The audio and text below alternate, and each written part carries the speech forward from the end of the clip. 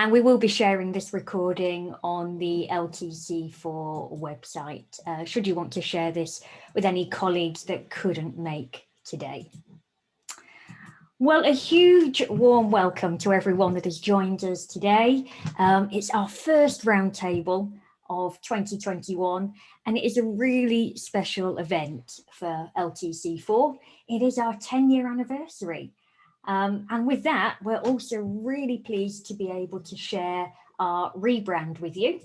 And we're really excited to share that with you today. Just to briefly introduce myself, and I'm just going to start my video. I am here, a real person. So it's lovely to actually see a lot of names that I do recognise, but a lot of names that I don't. So just to introduce myself, I'm Rachel Baden. I've been involved with LTC4 since 2011, one of the founding members in the UK. Currently for LTC4, I am on the board, also a contributing member as well. But normally you'll find me at Squire Patton Boggs. That's where I am in the day. So welcome.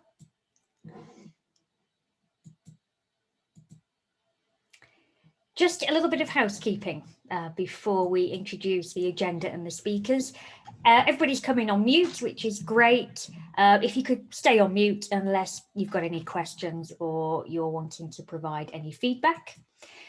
Do remember the chat panel is there. Please do put in any of your thoughts, comments or chat as we go through the roundtable. It's really great to hear all your experiences and thoughts from around the network. And we've also got the reactions. It can be quite lonely for all of us as our speakers are up here, so any reactions as you're going along are also welcomed as well. We'll also have plenty of polls. There'll be about 4 polls as we go through the session, just so we can gain some understanding about what's currently happening with you and your thoughts. If we take a look at today's agenda, we're going to be talking about our 10-year anniversary, a little bit about, you know, for those that maybe don't know LTC4 that well, just a little bit about how we came together. We'll be talking a little bit about lawyer technology competence, so thinking about CLE, CPD around the globe. We'll be providing you with an update on the core competency review. And obviously the main event is looking at the actual rebrand, and really pleased to launch our new networking initiative, the Global Digital Learning Network. Plenty of chance for Q&A as well at the end. So let me introduce today's speakers that we have for the roundtable. We have our board chair, Bonnie Booth, who is one of the founding members and also one of the contributing members. And Bonnie is based at Ford Harrison LLP. That's the law firm Bonnie works for. We also have Rob Karwick, or better known as Rob. He's the Director of User Experience at Millbank. And Rob is also another founding member of LTC4 and is a contributing member as well. We also have Chloe Parfitt, who was one of our board members and is the Digital Learning Manager at Burgess Salmon LLP.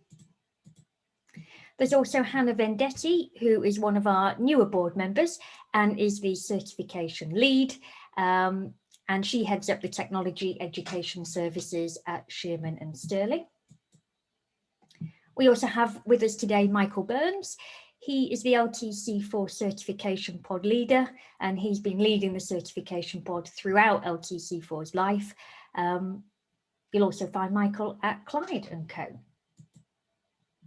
We also have Teresa Vincent, who is one of, again, a new LTC4 board member and is the trainer at Shearman and Sterling in London. And then finally, I think most people know Joanne Humber. Again, Joanne is our marketing consultant for LTC4, highly involved in the industry in terms of technology skills, and again, as being one of our founding members from the UK. So before we go into our first speaker, I just want to bring up a poll for you. So I'm just launching this now. And we just want to know, have you seen the communications about the LTC4 rebrand? If so, where? So if you could just start to give us a bit of insight about where you've seen the communications, that would be great. We'll just give this a minute or two to get some answers in.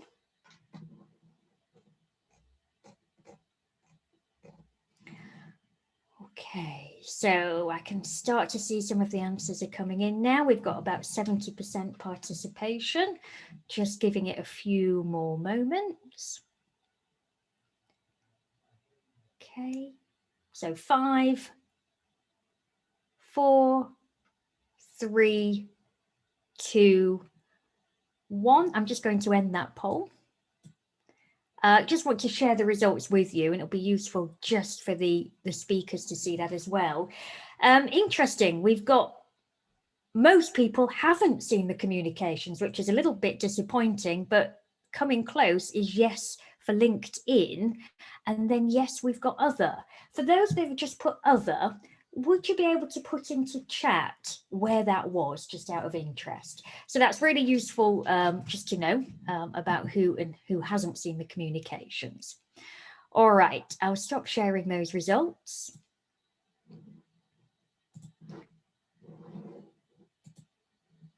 Okay. Oh, and thank you. We've had some responses coming in. Michael, you've seen them emails from LTC4, and Dorrigan, you'd seen it over email as well. Okay, that's really good to know. Okay, so Bonnie, over to you. Hello, I want to make sure that my video is displayed and that you can hear me. We can indeed, looking good and sounding good. Oh, great. So welcome. Thank you everyone for helping LTC4 celebrate its 10th anniversary, 10 years. It's amazing, it's been 10 years already. And it's also amazing that we are still the only global industry technology certification. You may ask, why is that? And I think there are two main reasons. The first is that we are by and for legal. We were created at the time from a completely unprecedented collaboration from within the industry. We created this content for the industry. And the second reason, I believe, is because we're not motivated by profit. So LTC4 is a nonprofit company. Our goal is to continually provide and update that global standard. Today, we launch into the future. You're going to hear from presenters who will talk about surviving COVID, updated competencies, rebranding digital badges. Our new GDLN is really exciting. And if you stay until the end, you're going to hear more information about how LTC4 has really grown and expanded. But first, those who have listened to an LTC4 presentation before have heard that our story began as a result of how the economic crash of 2008 impacted the law firm business model. For the first time, firms were offering discounts on services. Flat fee arrangements became commonplace, at least considered for the first time. Most firms' technology was changing at that time, and in fact, how we access that technology was changing. We had become a bring your own device world. Compounding that, there were fewer legal assistants supporting more attorneys. What that meant is that in order for training departments to remain relevant, technology education had to more directly align with the firm's profitability goals. And what that also meant is that attorneys had to get into training. They had to become proficient and efficient in the use of that growing technology. The unprecedented LTC4 collaboration occurred across continents. It was comprised of training managers, like-minded training managers, IT professionals, and attorneys. And some of those attorneys actually looked at our competencies to consider whether or not they could apply for CLE certification or accreditation. And you may learn that my own firm and some other firms that are LTC4 firms have received CLE accreditation for our training programs. It was largely a result of those efforts of early attorney involvement. Our focus was to create results-oriented competencies with attorneys in mind. And our solution was to create those competencies in a workflow scenario format. So a workflow scenario format allows any application to be applied to the learning plan. It allows any firm policy to be applied to the learning plan. And the training follows along exactly the format of how an attorney or a support specialist actually works in their job every day. And what that meant for attorneys is that the training was short and directed. So no more hour-long features and functions. They could spend a short amount of time and become proficient and efficient in using that technology. So not a lot of billable hours taken up. Later in this presentation, Chloe Parfit is going to talk a little bit more about the creation and review of the core competencies. And she'll show you that there is an entire path for support specialists as well. Interestingly, at the same time that LTC4 was meeting to talk about these competencies and create these competencies, unbeknownst to us, the American Bar Association was also meeting. They were meeting to find out, how does this new technology apply to an attorney's duty of competence? Here to talk further about the American Bar Association's rule, CLE and CPD, is Rob Karwick of Milbank. As you've heard already, Rob is one of the founding members of LTC4. He's now a contributing member, contributing to strategic decisions. Hi, Rob. Hi, Bonnie. Thank you very much, and happy anniversary to LTC4. I can't believe it's been 10 years. Just wanted to take a minute to thank all of the board members, founding members, the volunteers, and our member law firms and prospective member law firms who are attending today. I remember how exciting it was when we all got together in DC with people from all over the world. We had London, New York, DC, Atlanta, Florida. It was really exciting to work on the first draft of the competencies. And they have evolved over time, which you'll hear more about from Chloe in just a little bit. I wanted to take a few minutes to talk about why it still matters and how the requirement of technology competency for lawyers has grown over the years. As Bonnie mentioned, in 2012, the Bar Association of America adopted Comment 8 on Rule 1.1, which says, to maintain the requisite knowledge and skill, a lawyer should keep abreast of changes in law and its practice, including the benefits and risks associated with the relevant technology. There was a lot of discussion about that in the press when that came out. That really helped with LTC4, since we were giving people a list of what those technologies were and what skills were needed. And that, I think, helped LTC4 grow in the early years. Since then, this recommendation from the ABA has been adopted by more than 38 states that have amended their rules to include some form of technology competence. Florida, for example, has a mandatory CLE requirement of 3 hours of technology training every 3 years. And that's a short period of time when you think about the fact that LTC4 has over 10 learning plans designed. So even with that, they're not getting everything that they could potentially need. In addition, all of the firms that I've worked at the last 10 years have used these as blueprints for training. What has changed is how easily you can get CLE credit. 10 years ago, it was a tough sell. You had to provide a justification. The ethics boards of the states were hearing this for the first time. But eventually they came around. 5 years ago, you could more easily get CLE credit if you really just made a good business case. And these days, it's almost automatic. Nobody really even questions your desire for CLE for technology skills. So that brings us actually to our first poll. We wanted to know how many of your firms have offered CLE credit for a technology training program. We got a couple of choices there, so please do take a minute, and we'll be curious to see the results. While we wait for those results, I did want to take a minute to talk about the international perspective. In Canada, the Law Society of Ontario's guidelines in Section 5 enumerate the specific technologies. They say lawyers should have a reasonable understanding of the technologies used in their practice. The Law Council in Australia simply cited the US rule. And in the UK, the continuing education requirements are similar to the US. The statement of solicitor competence is up there on the screen. It says that, managing themselves in their own work, lawyers must, in Section D2, keep, use, and maintain accurate, complete, and clear records, including making effective use of information management systems. So it's specific to records, but again, still technology, and then security is listed next. So no matter where you are, it seems like there is a requirement.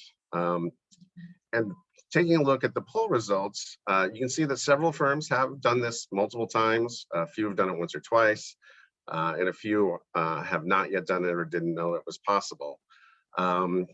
Another service that LTC4 is moving into is the Global Digital Learning Network, which Teresa is going to talk about a little bit later. If you need help with something like rolling out the LTC4 competencies or getting CLE credit for it, that network is going to be a great resource for you. So stay with us, and Teresa will tell you more. Ultimately, whatever jurisdiction you're in, being tech savvy and comfortable with technology is going to help you be as effective and efficient as possible. I think we all know the recent example of the Texas lawyer cat. Who has not heard the tale of the Texas hearing where a lawyer appeared with a cat filter on? I'm here, Your Honor, but I'm not a cat. You don't want that to be one of your lawyers. And COVID has accelerated the move to online learning and online hearings and new tools like Zoom that lawyers need to be familiar with. Increasingly, other technology skills such as data analysis, e-discovery, artificial intelligence, blockchain technologies, and of course, cybersecurity are all areas where lawyers need expertise. Fortunately, LTC4 already has competencies in some of those areas, e-discovery and cybersecurity in particular, but we hope to grow and evolve with the technologies. And here to talk more about how LTC4 is growing and evolving is Chloe Parfit.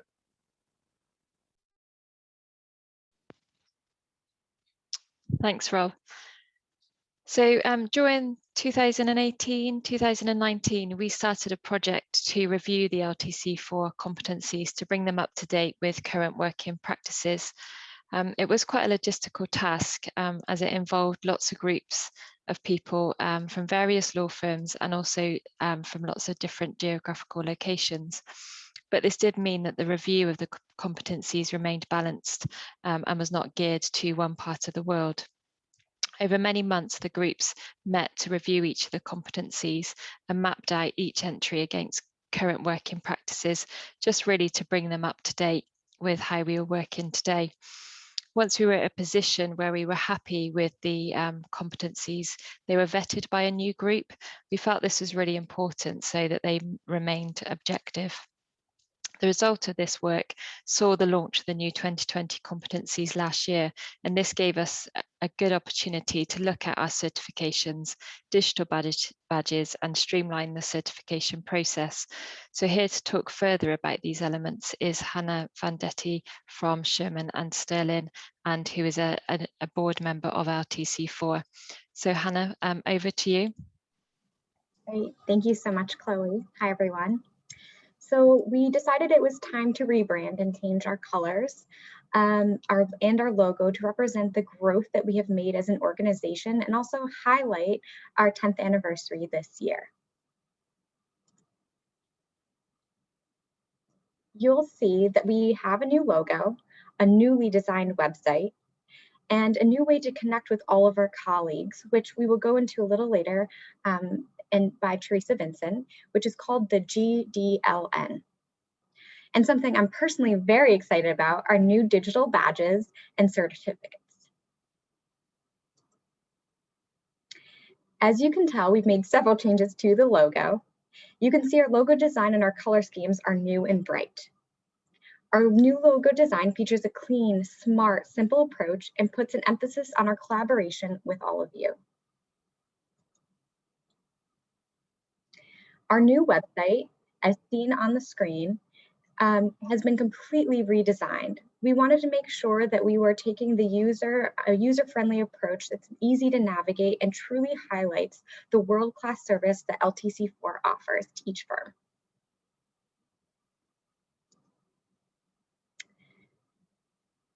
We have new pages devoted to learning plans and certificates, and a whole new section of resources available, and detailed pages showing you how to connect with all of us and how to get help. Right now, I'd like to introduce you to Michael Burns, who has been our certification pod lead from the very beginning, and he's going to tell you a little bit more about our certificates and badges. Michael? Thank you, Hannah. With our rebranding, the certification process is a little bit more streamlined now. We've gone digital. The color scheme of our new logo is incorporated into the design of the new certificates. Now, as part of the certification process, successful achievers can now have these automatically sent by our credit acclaim partner. In the past, we were doing the email merge and putting those certificates together. So that was like so pre-COVID. We are excited now to announce also that we have our new badges. With certification in an LTC core competency, members can opt to accept a badge, and that can feature prominently on the various social media profile pages. Each badge specifically identifies a particular core competency. And we have a set for each certification path. There's legal professional, and there's also the legal support specialist. So how do these badges affect social media? Achievement on social media pages gets noticed. There's an immediate and measurable response to evidence of achievement through certification on LinkedIn. The day I posted the data and reports badge to my LinkedIn page, I was amazed at how many connections were watching. Okay. Badges, these digital milestones of achievement, can be a significant advantage in any response to an RFP. Okay. So let's take a poll. Would you share your certification accomplishments on LinkedIn or any other social media? Let's take a moment to answer that question. So lots coming in, Michael, and I'm pleased to say we've got a lot of yeses coming in. We'll just give people a few more minutes to answer that one. I think it's going to be really exciting and interesting. You know, not only, I'm not sure because I don't really do Twitter a lot, but will people actually put it on Twitter and Facebook? LinkedIn for sure is a must. Okay, so I think we've got most responses in. I'm going to end that poll now. Okay. And let you see the results. All right. It's almost a clean sweep. Great. I think that's going to be really, really exciting for us. So now I'd like to introduce to you Teresa Vincent from Sherman & Sterling, one of our newest board members, to talk about one of our most exciting new endeavors, and that's the GDLN. Teresa? Thanks, Michael. Hi, everybody. I'm just going to take a few moments to tell you about the Global Digital Learning Network, or the GDLN. It's not quite such a mouthful, and what we've been doing and how you might want to get involved. So, when the pandemic hit, we realised that as a group, LTC4 were in a really unique position because of the reach we had across the legal IT training world globally. We could bring people together both from the past and our present network, but we thought it would be nice also to include people who weren't actually involved in LTC4 at the moment, but they were involved in legal IT training. So the LTC4 group are already connected, and many people who work in that area are meeting on a regular basis anyway. Obviously not in person anymore, all virtual, but the meetings still continue. So by going to the GDLN, it puts this whole community under the official umbrella of the LTC4 network, but it allows us to open it up for non-LTC4 licensees, thereby making it available to a wider audience. The other nice thing was that by launching the GDLN, it enabled us to leverage our strategic partnerships and connect with established trainer groups across the world. And I'll show you some examples of that as we look at the website. Through the GDLN roundtables and trainer talks, we're able to gather our global network together for camaraderie, support, and to try to get to collaborative solutions while we work in this remote world. So you may be wondering, why would you want to get involved with the GDLN? What's in it for you? And we think that the benefits include, I mean, we think there's lots of them, but the main benefits being that you get connected. It's especially at the moment, it's so it can feel so isolating to be setting up training programs by yourself. And by being connected with GDLN, you've got access to a whole global network of legal professionals. And it comes down to actually, we're all doing the same sort of thing. We're all involved in training in the legal world. I know some people are managers, some people are trainers, but it's so nice to meet people who are like-minded with as yourself. They care about what's going on in the legal training world. They want the lawyers to get better at what they're doing and to use the resources better. They understand the same issues that we all have, the buy-in, resources, conflicting priorities, etc. But it's so nice that we can learn from each other's knowledge and experience, and we can have discussions about these things. And somebody says, oh, I tried this and it worked for me, or someone will say, oh, that didn't work for me, but it might work for you. So it's just bouncing ideas off like-minded people who understand where you're coming from. The other thing with GDLN is you also will be able to take part in, if you want to, but have access to the trainer talks. And the trainer talks are really, really handy. They're not very long, and they're just interviews by Joe with people who are in the LTC4 community about things that are going on in their world. So it could be new joiner training, it could be how they've had to readapt to remote working, anything like that. It's just nice to get another person's take on it.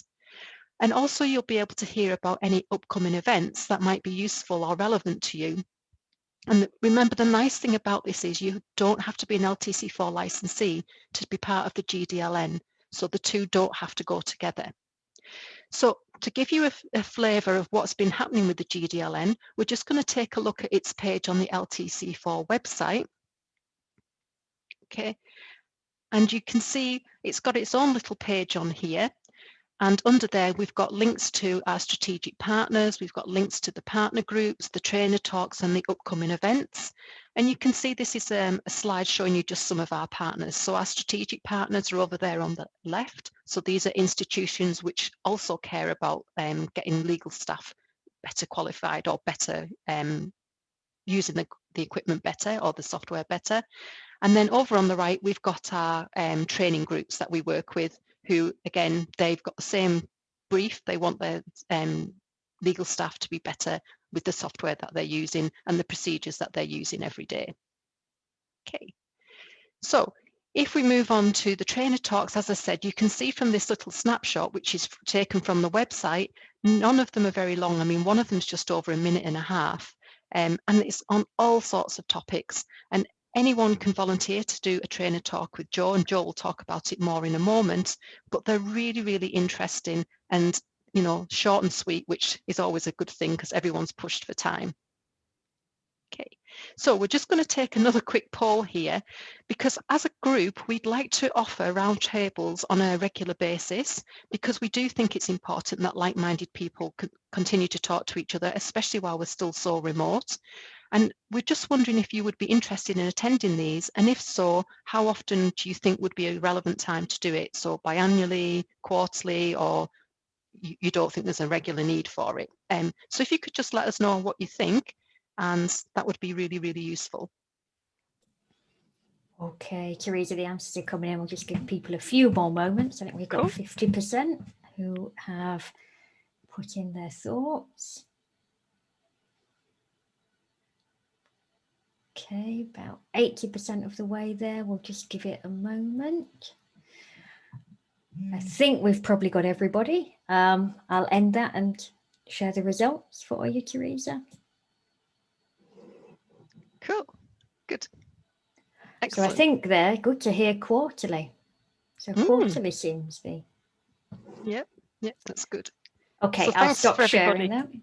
Thanks everybody for giving us your feedback on that. That's really useful, and that will help us in how we plan to go ahead with the GDLN.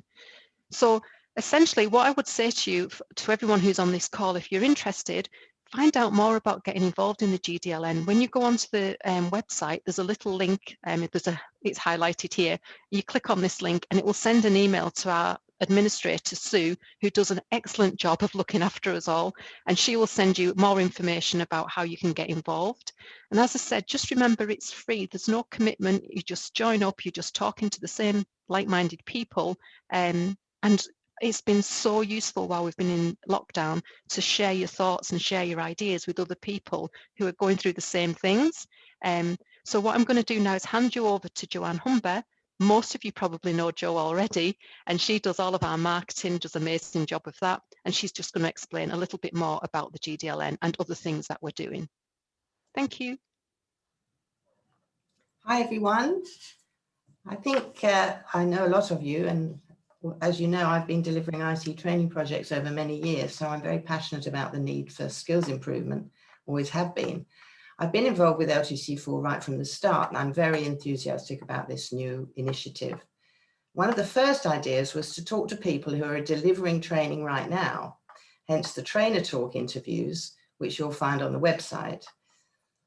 I've talked to training professionals in the UK, the US, Canada, and Australia over the last few months, and everyone has such similar stories to tell about their challenges and some of their successes. So always very useful, and it's nice to hear them talking about what they've been up to. So do get in touch with me if you'd be willing to join this very illustrious group and talk to me on Zoom. You just email me at jhumber@ltc4.org. It will only take about 20 minutes of your time at the very most, because what we're trying to do is record little short videos so that it's easy for people to watch them when they have a spare moment.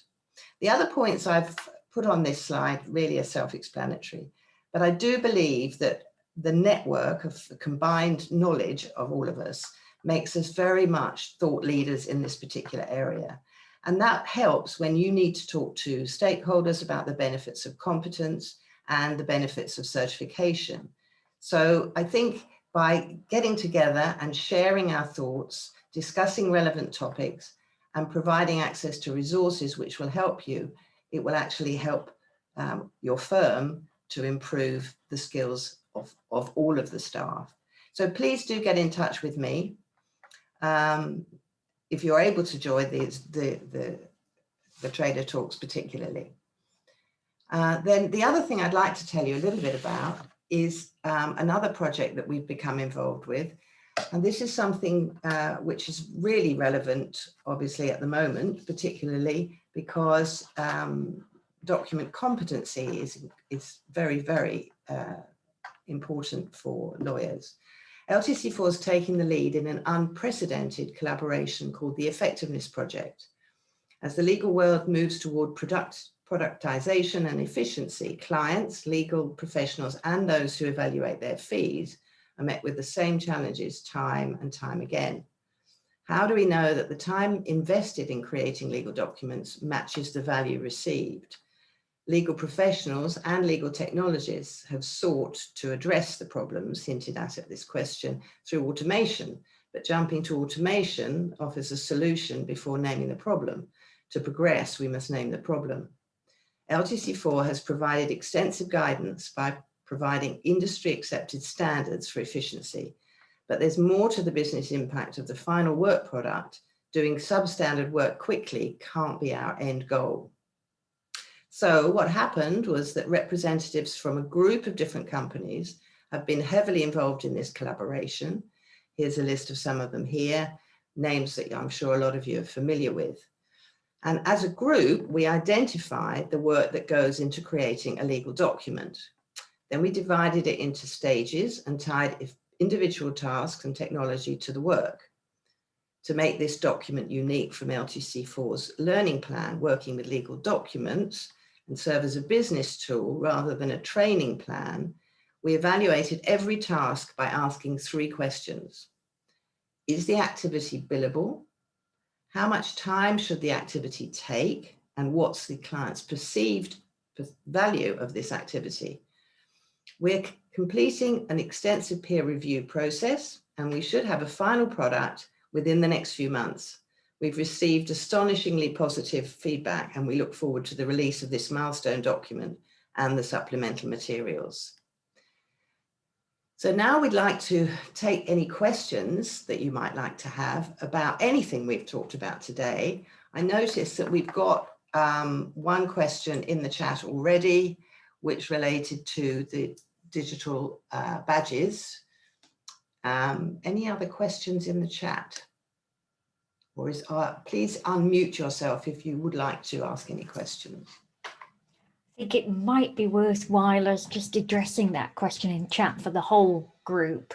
And this is probably going to be for Michael and Hannah. I know, Hannah, you've put something into chat, but it's probably worthwhile we address it for the whole group. The question was, can badges be provided to those who passed learning paths in 2019 or 2020? So Hannah, if you just want to sort of explain what's going to happen with the digital badges, that would be, I think, probably something everybody's wondering. Yeah, absolutely. It was a great question. So those that were certified in the later half of 2020, you can submit that list to us and we can send through those digital badges. The one thing is, one of the questions was around 2019. Unfortunately, the certifications have a 2-year expiration date. So those from 2019 will not be able to get that, given that it's 2021 and they'll be expired this year. So we would encourage those, though, who took the certification in 2019 to reapply in 2021, and then they'll be able to get the badge. And I'm right in thinking, just a question came in as a direct message to me, Hannah. I'm right in thinking, this was the question, they're right in thinking we'd only be giving digital badges for those that are certifying on the new 2020 versions of the competencies. Correct. That's how we have it for the later half of 2020. We would be certified. Yeah, sorry, that just came as a direct message to me. Okay, just having a look along the list there. Oh, actually, I have had another one that's come in directly to me. Just a reminder, you can send the chat message to everyone, but this is going to be a question for you, Rob, if that's okay. Just, it was asking about CLE credit. I'm not sure if you know the answer, but they were just wondering, is it possible if you get CLE credit in one state, it will be recognised in other states? I think the question was if, hello, oh, is that you, Bonnie? You're going to answer? Yeah. Rob had to drop off, but I can answer that question. So each state has different regulations. There are some states that do have reciprocity. So for instance, New York and New Jersey have some reciprocity. Florida has reciprocity with several other states. So it really is relative to which state you become accredited. There are some states that require, or at least used to require, someone specifically in the room. So Chicago, I don't know if it's changed now post pandemic, but Illinois required a physical attorney to be in the room, so they didn't necessarily accredit any kind of online content. And you know, it's possible that your training and your CLE application could accommodate that. Mine couldn't. So there were some states that I couldn't become accredited because of the regulations of that state. But you do have to apply in each state unless there is reciprocity with another state. So I hope that answered the question. If it didn't, please put in the chat some expansion of that. You're also welcome to contact me individually at bbuth@fortharrison.com, and I can talk with you further about my experience with CLE. Okay, great. Thank you for that, Bonnie. We just had another question come up, another one for certification. So again, one for Hannah or Michael. Somebody was asking, for firms whose certification has expired, do they have to do the whole learning plan again to recertify? They would, if they've, depends on the competency. If they have, if the competency has expired, they would need to have the new maps, of course. And yes, that's a yes and no question. Yes, they would have to recertify, but you know, if you've had the older content that you use, just take a look at the map and see what changes. We have we're able to give you the red lines, which show the difference between the older maps and the newer maps, and basically you can focus on those things that have changed. The things that haven't changed, you're okay on. I hope that answers the question. Okay, I think that does, Michael. Thank you. Thank you, Fiona. Fiona says she's excited to check out the new website. Great. We've had another question come in. How are the digital certificates sent? Are they sent as separate PDFs? For example, in a zip folder stroke cloud folder. So again, Michael, you're popular. The digital badges, what you would have to do, provided that you pass the certification, and we have a list from the contact that we have for your firm, we get that list, and you would get an invitation to accept a badge. From that, you would have to create an account with our partner Credly. And once you create the account with Credly, you'll have, on their pages, you will show the badge. But there are, there's a link in the badge that says share this to social media. And there's various social media that you can share to. Once you do that, then it will show up on the social media pages. What happened with me is the ID that I have for my firm is not the ID that I have for LinkedIn. So when I first got the badge, it didn't show up on social media pages because that's not the email that I use for my LinkedIn. So once I added that to my Credly account, then it showed up on social media. And I believe there's also a setting in when we set these up that says also send the digital certificate at the same time. I hope that answers the question. Yeah, I think that does, Michael. I think the change, and this is anybody out there that has applied for certification, is now the certification will go to the individual. As opposed to the contact at the law firm getting all, 100 certificates. They can go individually. But I think what we will be looking at doing is, giving a lot more information about, on the changes to certification, the things that firms will need to be thinking about, in preparing to receiving these digital badges and certificates. Okay, so just having a little look through the list of other questions coming in. So I've had another direct message again, but Chloe, maybe for you, but anyone of the team pitch in. We just had a question about what do we see as the next learning plan coming out? Rob discussed about we've got to keep ahead of the curve. Anything else that LTC4 seems to be coming out for the future is a question. So. Oh, that's a really good question. I don't know if anyone else in the team want to pick up on that, but I think is certainly an area we need to investigate and look out for, but we don't really have anything set in stone.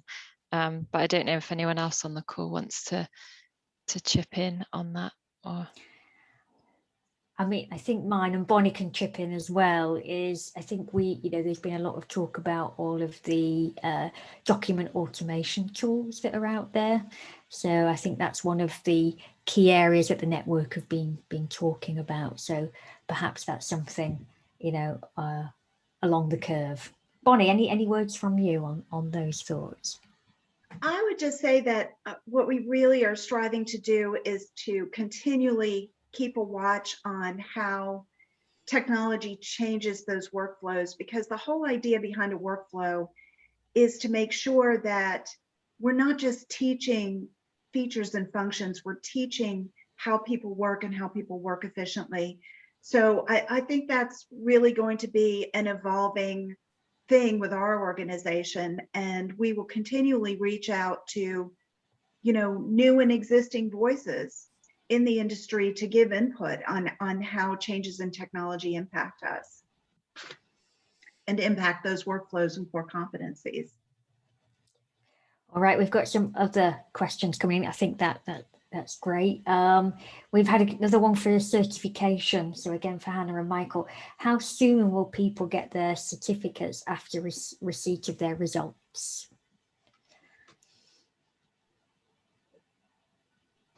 So for the certificates and digital badges, once we have And once we have the full list, including the emails, you receive the badges almost immediately, depending on what email they have connected to their account. And then in terms of the certificates, those digital certificates come across pretty quickly as well. And if the underlying question there was, is it going to be our current SLA of where we have a month to get that in? I think we could probably beat that. Oh, and I see another question right after, sorry. Will certificates be available as well as badges, or the badges replacing the certificates? You will have the opportunity to have both. Okay, yep, so we get both. Another one, I think this may be a question. They said they read in the lawyer that only 34% of documents are now done by DP and secretaries. Does this worry anyone? They say that as a document expert and part-time trainer, do lawyers really have the time to be doing it all? So that's just, I don't know if anyone's got any thoughts, or maybe pop that into chat. Sounds to me like, go ahead, Bonnie. Yeah, Rachel, I'd be happy to answer that question, because I think I've seen that a lot in my own environment. And, you know, it sort of is one of the points that LTC4 would really like to advance on. The reality is that the attorneys are doing it. That, you know, some of them are not embracing the idea that they need to have a good document quality. Many years ago, there was a survey done where questions were asked. I believe it was ALM that did this survey, and they asked corporate law departments and law firms the same questions. And one of the questions they asked of corporate law departments was, have you ever fired a firm for poor document quality? And what's interesting about that is that the law firms themselves were totally surprised to find out that, yes, purely based on poor document quality, 51% of those corporate legal departments have terminated their law firms. And I see you're asking if you have that data. I do have it somewhere.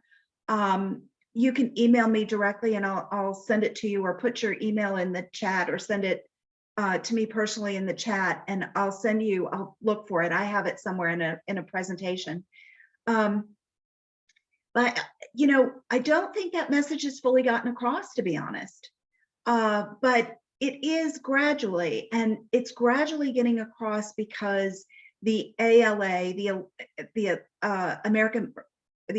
the American Bar Association, took the initiative to come up with the rule that said that technology usage is part of duty of competence.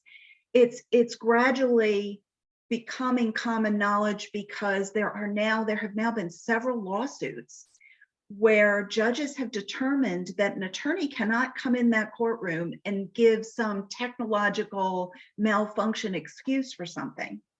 And so those kinds of things are really starting to grow, and it's a slow burn, honestly, it is.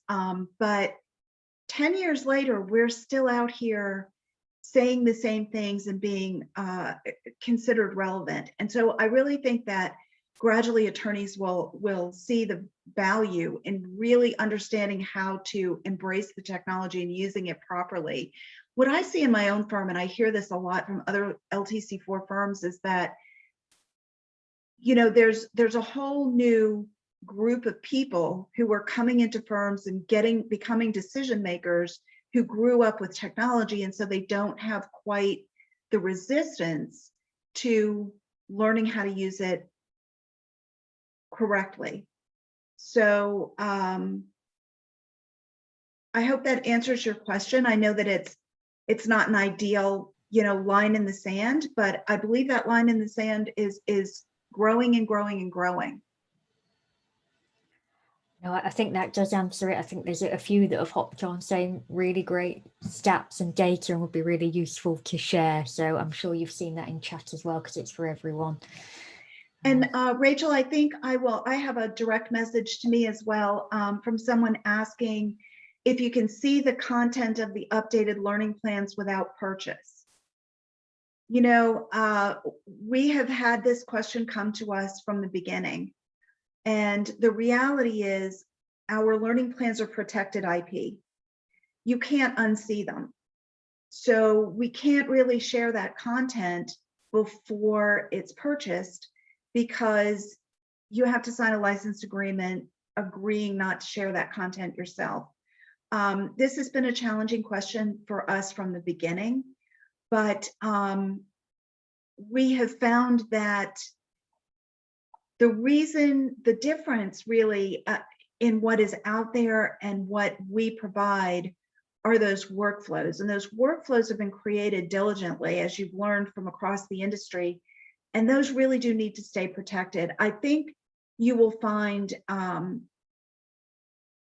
that once you see that content, it's going to make sense. It's sort of giving a little bit of trust to your colleagues across the country that what they created was valid and is industry standard, but I'm afraid we can't share it ahead of time. And I hope you don't mind me just adding on, Bonnie. I mean, I can tell you now at my firm, the different training initiatives that we've put together, we've used the LTC4 Competencies as our blueprint, you know, as Rob mentioned at the beginning. And it's phenomenal how much quicker you can get to your end goal. And it actually shows you where the gaps are in your current training. I mean, putting a security awareness training course together was so easy in terms of saying to the security manager, right, is this the skills that we need to be looking for?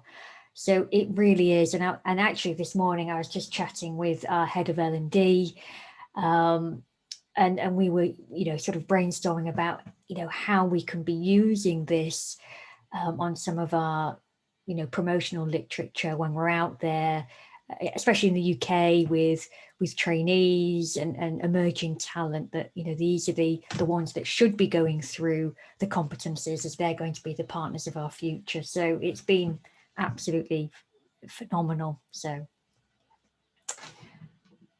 okay, now there was another question that has come in, which I don't want to miss. Just checking the time. We've got about 6 minutes left.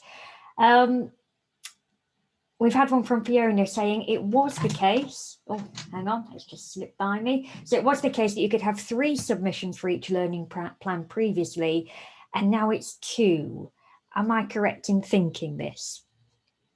So I don't mind answering that one while I'm still speaking. When you purchase your license for an LTC4 core competency, you'll get 2 certification submissions and 1 pre-check for the year.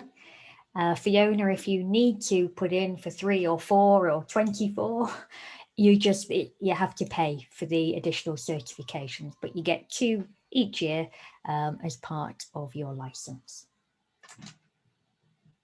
Okay, just looking down the list, we've had somebody said they'll be interested in the red line document, which shows the differences between the updated and pre-updated learning plans. Okay, we'll make sure we save this chat, or we can get those emailed to you. And Rachel, Yep. we're being asked what the cost is for those additional certifications. They run, I believe, from $50 to $100. So it's a very low cost to get an additional certification in the year. It is, yeah. And as you said, it's law firm headcount that we go on. We've got the 3 tiers. Okay. Oh, I've just had another direct message come to me, so apologies. Joanne, this is one for you about the trainer talks. Is there any particular subject you're interested in at the moment that you'd like people to talk about?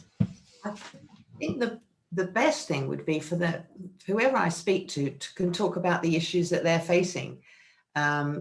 We've talked with people about how they're dealing with onboarding. We've talked with them about how they see their role in the future. We've talked with them, you know, can you tell us some of the successes that you've had or some of the issues that you've had? So I think I'm very open to any topic, really. If you would be interested in talking about it, then just drop me an email with some thoughts, and I'll give you, some ideas of my own, and we'll try and come up with a little plan of 1 or 2 topics we can discuss. That'd be great. Okay, lovely. Thanks, Joanne. Okay. Bonnie, it seems to have gone a little bit quiet on the chat now. Yeah, I'd like to just direct everyone, if you go to our website and you go to the contact page, it will give you specific email addresses and a description of what those email addresses cover. So the board of directors email address and why you would contact us there for that. Joanne's email address is there, the general info email address is there, the certification email address. So please feel free to reach out to us individually, reach out to us through the contact us page and the email addresses that are listed there, or you can simply type a note right on that page. It'll go to Sue, who, as Teresa said, does a wonderful job of keeping track of all of us, and she will make sure we get the message. And we really look forward to hearing from you.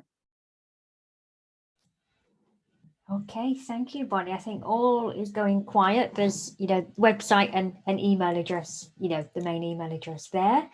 So I think it's really, unless there's anything else, it's been wonderful to see everybody virtually. Thank you for all your comments and feedback and questions. We hoped you found that session informative.